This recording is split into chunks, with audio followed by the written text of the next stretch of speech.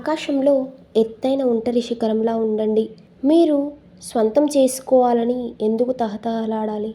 మీరు ఒక విషయం కాదు, విషయాలు చెందినవి. ఒంటరిగా ఉండలేని వారికి సంబంధం అవసరం.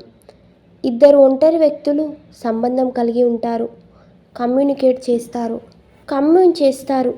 అయినప్పటికీ వారు ఒంటరిగా ఉంటారు.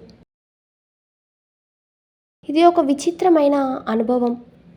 నన్ను విడిచిపెట్టిన వారు ఎల్లప్పుడూ మంచి నాణ్యత గల వ్యక్తుల కోసం స్థలాలను విడిచిపెట్టారు. నేనెప్పుడూ ఓడిపోలేదు.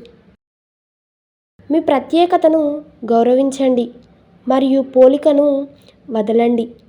మీ ఉనికిలో విశ్రాంతి తీసుకోండి. ప్రేమను బోధించలేము, అది మాత్రమే పట్టుకోగలదు. ప్రేమ ఏదైనా కలిగి ఉన్నప్పుడు ఆనందంగా ఉంటుంది. ఏదైనా తీసుకోగలిగినప్పుడు అహం సంతోషిస్తుంది.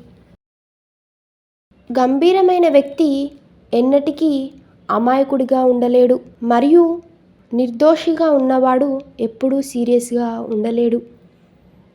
పంచుకోవటం అత్యంత విలువైన మతపరమైన అనుభవం.